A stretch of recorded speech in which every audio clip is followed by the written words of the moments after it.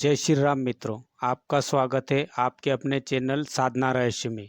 आज हम चर्चा करेंगे ध्यान के समय ऐसे क्या एक्सपीरियंस होते हैं, अनुभव होते हैं जिससे साधक को और अपनी ध्यान को और बहुत ही सावधानी पूर्वक आगे बढ़ाने की ज़रूरत है।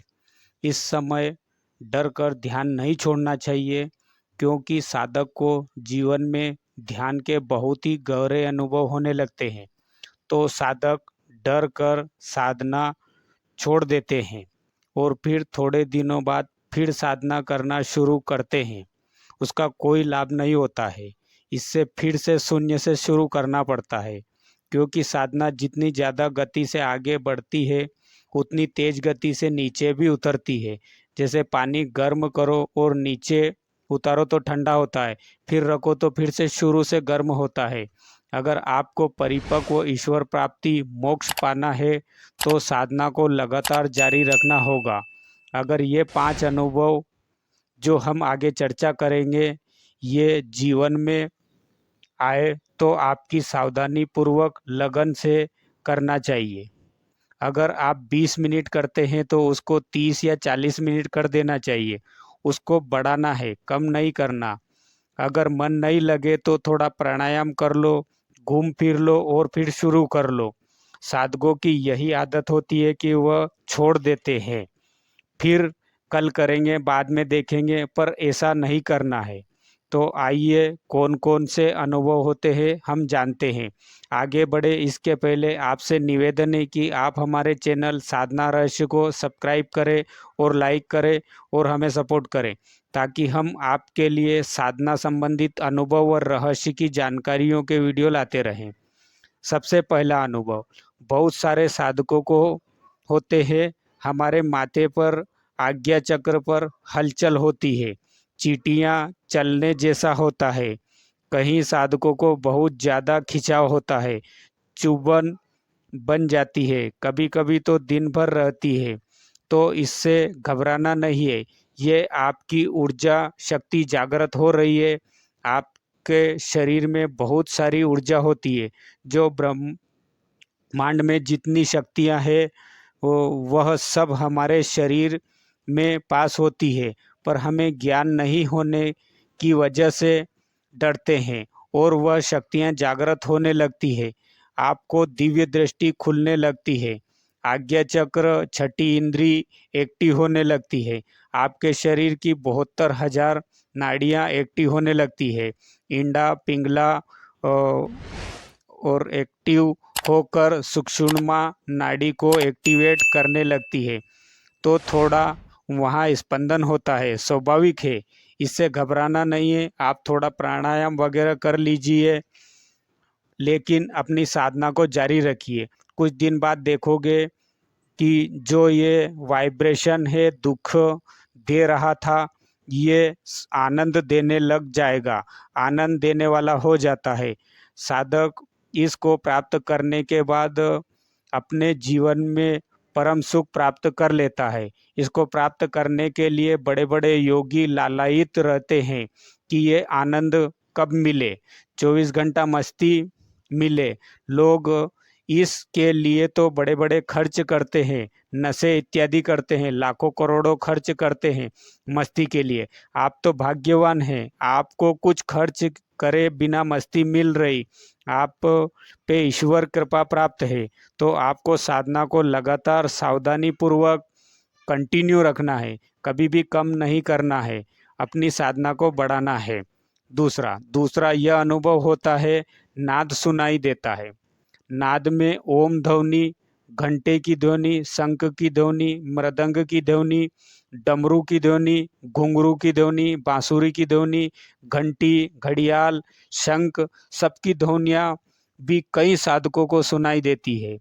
इसके अलावा भी और कई ध्वनियाँ है भी सुनाई दे सकती है। वो अलग अलग साधकों को अपनी साधना के स्तर के हिसाब से तो जरूरी नहीं कि यहाँ जो बताई गई है इतनी ही है, दूसरी भी हो सकती है। तो साधक जब ध्यान में निपुण होने लगता है तो उसके कान खुलने लगते हैं। आप अगर साधना करते हो तो देखोगे हवाई बात नहीं है, आपके कानों में खिंचाव होता, वो कानों में सुनाई देने वाली शक्ति बहुत खोल देती है, आपकी फ्रीक्वेंसी बढ़ा देती है, इसीलिए आप अदृश्य आवाज़ों को सुन सकते हैं। ये अदृश्य आवाज़ें हमारे अंदर है। जैसे ब्रह्मांड की आवाज़ क्या है, ओम लगती है, गर्जना लगती है, ये तो एक आवाज़ सुनी गई है, लेकिन और आवाज़ें सुनाई देती है। ब्रह्मांड की आवाज़ें हो, लेकिन ओम जैसी तो है, नासा इत्यादि ने जो रिकॉर्ड किया, ओम की जैसी ध्वनि है, नाद ही है, वो आवाज़ ही है। इसी प्रकार हमारे शरीर में भी कई प्रकार की ध्वनियाँ हैं। हम काल कर्म स्वभाव से अपने व्योह मोह माया जंजाल से सुन ही नहीं सुन पाते, हमारी फ्रीक्वेंसी कभी तेज हो ही नहीं पाती। लेकिन जब हम ध्यान करते हैं, मेडिटेशन करते हैं, साधना करते हैं, तो हमारे शरीर की नाड़ियाँ शुद्ध होती है, 72,000 नाड़ियाँ एक्टिव होती है, और भी बहुत सारी नाड़ियाँ हैं। वो जब एक्टिव होने के कारण कुछ स्पेशल आवाज़ें सुनाई देती है, तो कुछ लोग डर जाते हैं, तो डर कर साधना छोड़ देते हैं कि क्या सुनाई दे रहा है, तो डर कर के साधना छोड़कर भाग जाते हैं। तो कभी भी भागना नहीं है। मैं भी जब नया नया साधना करता था, तो मुझे भी नाद के बारे में जानकारी नहीं थी, और मुझे झरने की आवाज़ जैसी पानी बह रहा है नीचे, तो मैं आसन बदल कर दूसरी जगह चला जाता, जहाँ वहाँ भी सुनाई देती। रोज रोज यही होता था। तो फिर गुरु कृपा ईश कृपा से समय मज जा दिया गया ध्यान में, और फिर कहीं तरह से अनुभूतियाँ होती है। तो साधक जब नया नया होता है तो यह परेशानियाँ आती है, पर आप लोगों को डरना नहीं और लगातार साधना बढ़ाकर करना है, तो इष्ट आपकी सब समझा देगा। यह टेंशन इष्ट की है, हमारी नहीं। हमें तो आगे बढ़ना है, आखिरी मंजिल इष्ट प्राप्ति तक नहीं रुकना है। तीसरा, जो ध्यान के साधक होते हैं, वह बाहर जब ध्यान में या जब सोते हैं रात्रि में, तो अजीब अजीब सी डरावनी चीज़ें दिखाई देती है। कुछ ऐसी आत्माएं कुछ ऐसे दिखाई देती है, यथार्थ में खड़ा हो जाता है तो साधक डर जाता है। उसको ऐसा लगता है कि मैं कुछ गलत कर रहा हूँ। आप कुछ गलत नहीं कर रहे हैं, आपके पास इतनी ऊर्जा पॉजिटिविटी बढ़ गई है, आपका मन मस्तिष्क कान इतने एक्टिव हो गए। संसार में अच्छे व्यक्ति को हर कोई चाहता है, चाहे वो पापी हो चाहे वो पुण्यशाली हो। इसी प्रकार से कुछ पापी आत्माएं जो संसार में भटक रही है, जो पापी आत्माएं के अलावा जो कुछ ऐसी है जो उनको भी तो मुक्ति चाहिए, उनको लगता है इसके पास जाने से मेरा भला हो जाए, कल्याण हो जाए, इसलिए आत्माएं साधक के पास भटक की तरहती है। इसका उदाहरण जैसे रामसुखदास जी महाराज के पास एक पारसी व्यक्ति की आत्मा अपना श्राद्ध कराने आई थी, और वह श्राद्ध स्वामी जी के कराने के बाद उसका उद्धार हो गया था। ऐसी अनेकों घटनाएं साधकों के साथ होती रहती है।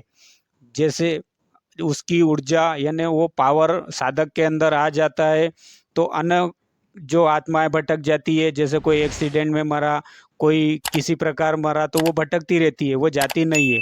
तो वो किसी अच्छे साधक को देखती है तो उसके पास अनायास ही आकर्षित होना शुरू हो जाती है।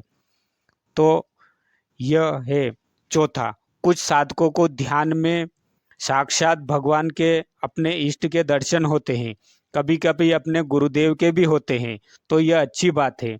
आपको अगर ध्यान में या सपने में दर्शन हो रहे हैं तो कैसे भी, तो आप समझ जाइए कि आपकी साधना बहुत उत्तम दर्जे की जा रही है। आप इसको लगातार करिए, इसको अब बहुत ही सावधानी पूर्वक करो, अब बंद नहीं करना है। भगवान आपको प्रेरित कर रहे हैं, भगवान आपकी ओर आ रहे हैं, बस अब आपको साधना जारी रखना है, शक्तियाँ आ रही है। पांचवा, पाँव या कुछ साधकों को ध्यान के दौरान सोते हुए कुछ ऐसी आत्माएं दिखती है जो इस धरती को छोड़कर चली गई। रिश्तेदारों की हो सकती है, कुछ मित्रों या परिचितों की भी हो सकती है, पूर्वजों की भी हो सकती है। ये आत्माएं क्यों आती है? कहते हैं हमारे यहाँ पितरों को देवता मानते हैं। कहते हैं कहीं इस स्मृतियाँ उनसे जुड़ी हुई है, तो उनको लगता है मेरा कोई प्रिय या प्रीतम कोई अपना ध्यान साधना में उतर रहा है। भागवत में कथा आती है, जो साधक होता है, ध्रुव जी महाराज के बारे में कहेंगे, जब कोई साधक होता है तो अपनी 7 पीढ़ियों को ताड़ देता है, यानी माँ की 7 पीढ़ियों, पत्नी की 7 पीढ़ियाँ को इस प्रकार साधक अपनी साधना के द्वारा 21 पीढ़ियों को ताड़ देता है। जब कोई भक्त होता है तो सोचिए, क्योंकि अपने पूर्वज परिचित प्रसन्न हो के पितृ प्रसन्न होंगे तो हमें विश्वास है, तो वो हमारे पास आते हैं कि वो हमारा उद्धार कर रहा है।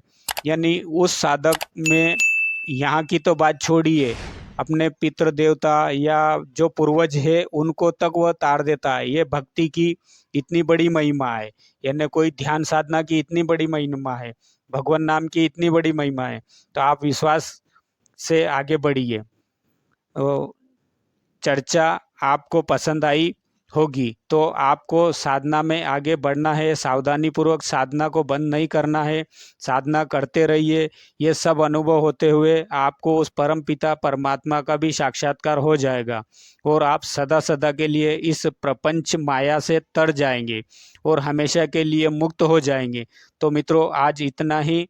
अगर आपके कुछ सवाल साधना से संबंधित है तो हमें कमेंट में बता सकते हैं, और आपकी ये हेल्पफुल लगी हो तो आप हमारे चैनल को सब्सक्राइब करें और लाइक करें और हमें सपोर्ट करें, ताकि हम आपके लिए इसी प्रकार की जानकारियाँ लाते रहें और आपको देते रहें, ताकि आप साधना में आगे बढ़ते रहें।